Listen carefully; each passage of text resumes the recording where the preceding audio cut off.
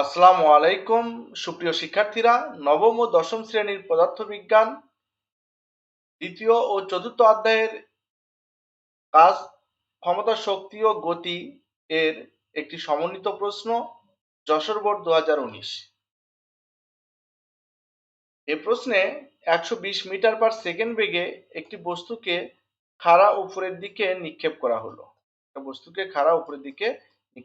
হলো।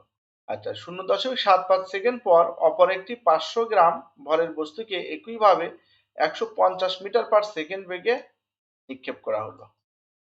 আচ্ছা, প্রথম ক হচ্ছে পরিমাপের একক কাকে বলে? পরিমাপের একক হচ্ছে নির্দিষ্ট একটা পরিমাণের সাথে তুলনা করে যত সব ভৌত রাশি পরিমাপ করা হয়, অর্থাৎ সেগুলোর একটা নির্দিষ্ট পরিমাণের সাথে তুলনা করে পরিমাপ করা হয়। এই নির্দিষ্ট পরিমাণকে পরিমাপের একক বলে। তো আমরা যে নির্দিষ্ট পরিমাণের সাথে তুলনা করে সব ভৌত রাশির পরিমাপ করা হয় তাকে পরিমাপের একক বলা হয়। এর পরের প্রশ্ন হচ্ছে খ, পরন্ত বস্তুর তৃতীয় সূত্রটি ব্যাখ্যা করো। পরন্ত বস্তুর তৃতীয় সূত্র হলো, স্থির অবস্থান হতে বিনা বাধায় পরন্ত বস্তু নির্দিষ্ট সময়ে যে দূরত্ব অতিক্রম করে তা ওই সময়ের বর্গের সমানুপাতিক। অর্থাৎ স্থির অবস্থান হতে একটি বস্তুকে যদি উপর থেকে আমাদের ছেড়ে দেওয়া হয়, তাহলে এটি যদি টি সময়ে এইচ দূরত্ব অতিক্রম করে, অর্থাৎ এইচ দূরত্ব অতিক্রম করে যদি টি সময় লাগে, তাহলে আমাদের ওই অতিক্রান্ত দূরত্বটা সময়ের বর্গের সমানুপাতিক। অর্থাৎ এইচ দূরত্ব অতিক্রম করতে যদি টি সময় লাগে, আর তাহলে সরি কি বললাম, আর যদি আমাদের নির্দিষ্ট সময়ে যে দূরত্ব অতিক্রম করে, অর্থাৎ এই যে এইচটা হবে টি সময়ে যে দূরত্ব অতিক্রম করে, টি সময়ে হয়তো আমাদের যে দূরত্ব অতিক্রম করছে, এই এইচ এর মান হবে টি এর বর্গের সমানুপাতিক। এটি হচ্ছে পরন্ত বস্তুর তৃতীয় সূত্র। তো পরন্ত বস্তুর তৃতীয় সূত্র, স্থির অবস্থান থেকে বিনা বাধায় পরন্ত বস্তু নির্দিষ্ট সময়ে যে দূরত্ব এইচ অতিক্রম করে তা ওই সময়ের বর্গের সমানুপাতিক। অর্থাৎ এইচ এর মান হচ্ছে টি এর বর্গের সমানুপাতিক, এই সমানুপাতিক টি স্কয়ার। এক্ষেত্রে স্থির অবস্থান থেকে বিনা বাধায় পরন্ত বস্তু আমাদের টি1 হতে পারে, টি2 হতে পারে, টি3, মানে এক একটা বস্তুর সময় এক এক রকম হতে পারে। তাহলে তাদের অতিক্রান্ত দূরত্ব যথাক্রমে h1, h2, h3 হবে। h1 সমানুপাতিক টি1 স্কয়ার, h2 সমানুপাতিক টি2 স্কয়ার, h3 সমানুপাতিক টি3 স্কয়ার। তাহলে এগুলো সমানুপাতিক উঠে গেলে সবগুলোই একটা ধ্রুবক হবে, অর্থাৎ h1 ভাগ, এখানে আমাদের ভুল হয়েছে, এগুলোতে স্কয়ার হবে, সবগুলোতে স্কয়ার হবে, তাহলে এখানে হবে h1 by t1 square equal to h2 by t2 square equal to h3 by t3 square equal to ধ্রুবক। এর পরের প্রশ্ন হচ্ছে, সর্বাধিক উচ্চতায় দ্বিতীয় বস্তুটির বিভব শক্তি কত? তো আমরা জানি বিভব শক্তির সূত্র হচ্ছে mgh, অর্থাৎ ভূমি হতে কত উচ্চতায় আছে। বিভব শক্তি নির্ণয়ের জন্য নির্ভর করে ভূমি থেকে বস্তুটি কত উচ্চতায় আছে। বস্তুর ভর m, g, ধ্রুবক 9.8। তাহলে এখানে আমাদের বিভব শক্তি নির্ণয় করতে হবে। তাহলে এখানকার উচ্চতা কত? সর্বোচ্চ উচ্চতা আমরা নির্ণয় করব।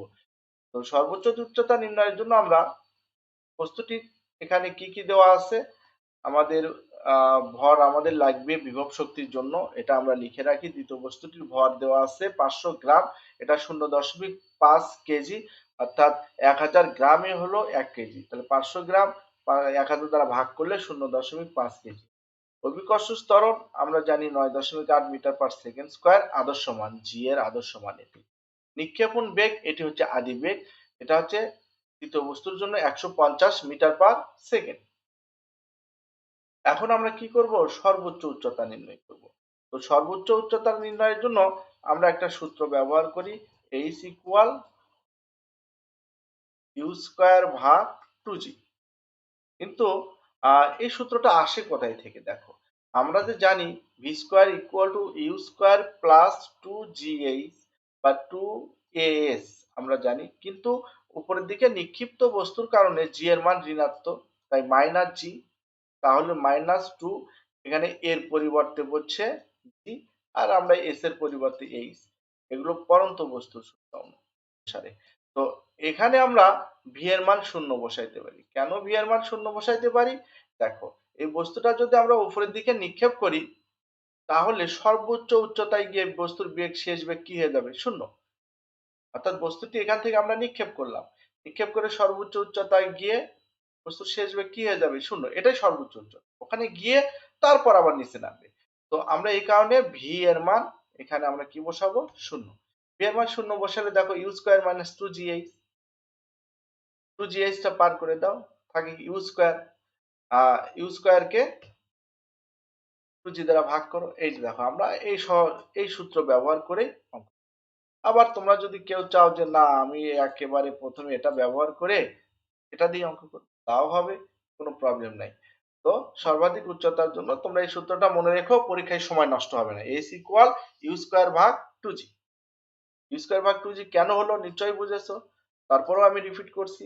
এখানে আমরা সূত্র কি জানি? একটা জানো হচ্ছে v square equal u square plus 2as। এই সূত্রগুলোকে আমরা যদি পরন্ত বস্তুর সূত্রের সাথে তুলনা করি, তাহলে আমাদের কি হবে? ভি স্কোয়ার ঠিক থাকবে, আদিবেগ বা নিক্ষেপণ বেগ ঠিক থাকবে, কিন্তু জি এর মান নিচের থেকে উপরের দিকে নিক্ষেপ করলে জি এর মান ঋণাত্মক, তাই এখানে মাইনাস হবে। আর এর পরিবর্তে আমরা জি বসাইবো, এস এর পরিবর্তে এইচ বসাইতে পারি। সবই দূরত্ব, এইচ ও দূরত্ব, এস ও দূরত্ব।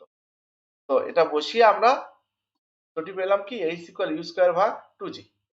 এটুকু মনে রাখলে অনেক সুবিধা আছে। তাহলে আমরা 150 স্কোয়ার 2 গুণ 9.8, 150 স্কোয়ার হলে 22,500 হয়। একে 19.6 দ্বারা ভাগ করলে আমরা পাই 1147.9592 মিটার। এখন আমাদের বিভব শক্তির সূত্র mg, এখানে আমরা ধরেছি উচ্চতা হচ্ছে h। এটি হচ্ছে আমাদের সর্বাধিক উচ্চতায় বিভব শক্তি ইপি ইকুয়াল টু mgh।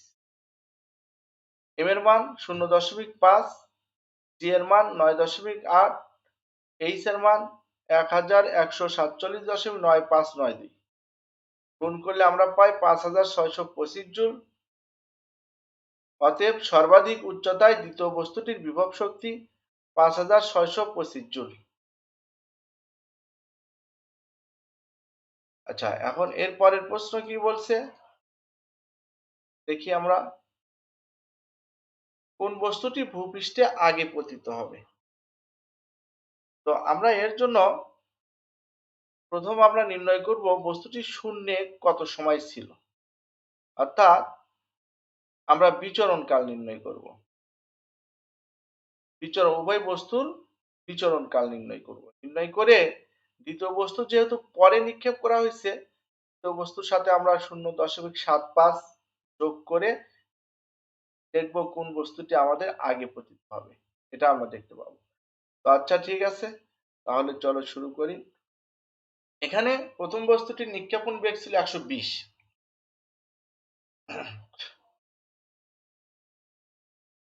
সর্বাধিক উচ্চতায় বেগ শূন্য, কারণ সর্বাধিক উচ্চতায় তোমরা দেখছো উঠে বেগ শূন্য হয়, তারপরে তো পড়বে শূন্য।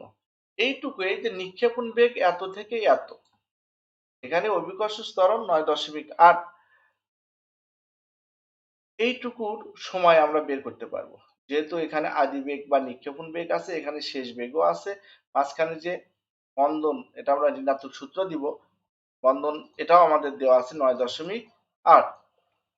তাহলে সর্বাধিক উচ্চতায় উঠতে প্রথম বস্তুটির প্রয়োজনীয় সময় আমরা t1।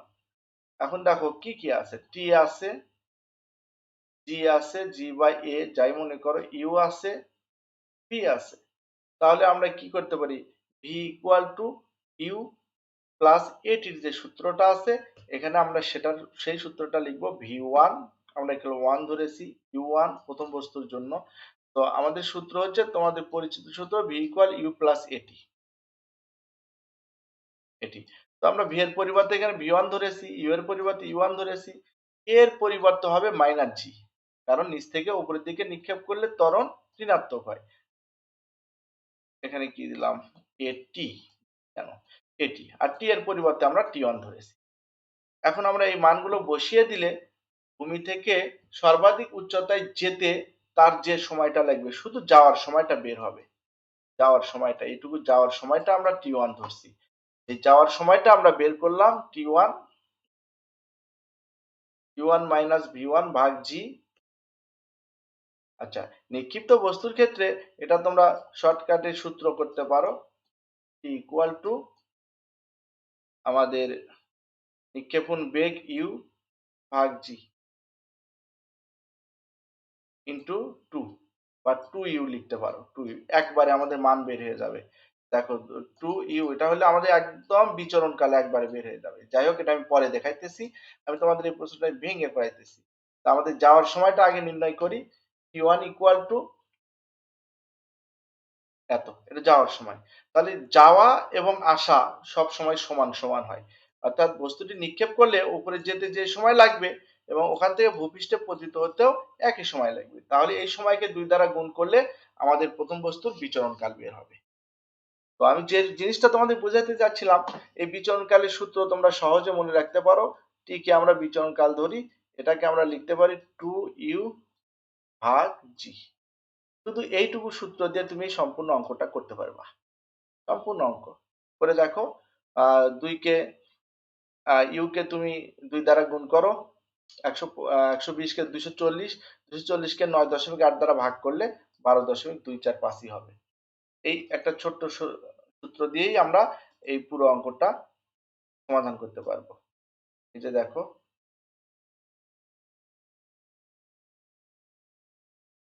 2 ইন্টু 120 ভাগ 9.8, এটা ভাগ করলেও আমাদের কত হবে, 12.245 হবে। এই এক সূত্র দিয়ে আমরা এই বিচরণ, এটা বিচরণ কালের সূত্র, এটা তোমরা নোট করে রাখতে পারো, যেটা বিচরণ কালের সূত্র। তো আমি এখানে এটা এই সূত্রটা কিভাবে হয়েছে সেটা তোমাদের দেখাচ্ছি। এই যে দেখো, শেষ বিচরণ কালের জন্য তো একদম শেষে গিয়ে বেগ শূন্যই হয়। দেখো এটা শূন্য হয়ে গেল, পরে এটাকে শুধু 2 দ্বারা গুণ করছি যাওয়া এবং আসার সময়। তারপরের প্রশ্ন দেখো, তারপরে দ্বিতীয় বস্তু নিক্ষেপণ বেগ কি ছিল, u2 150 মিটার পার সেকেন্ড। এটা কিন্তু আমরা সহজে বিচরণ কাল বের করতে পারবো। টি2 ইকুয়াল, এই যে 2u2 ভাগ জি, মান বসিয়ে দিলে আমাদের হয়ে যাবে। তারপরেও আমি এখানে সর্বাধিক উচ্চতায় বেগ শূন্য ধরবো, বিস্তারিত করব। অভিকর্ষ ত্বরণ জি ইকুয়াল টু 9.8। সর্বাধিক উচ্চতায় উঠতে দ্বিতীয় বস্তুটি প্রয়োজনীয় সময় টি2।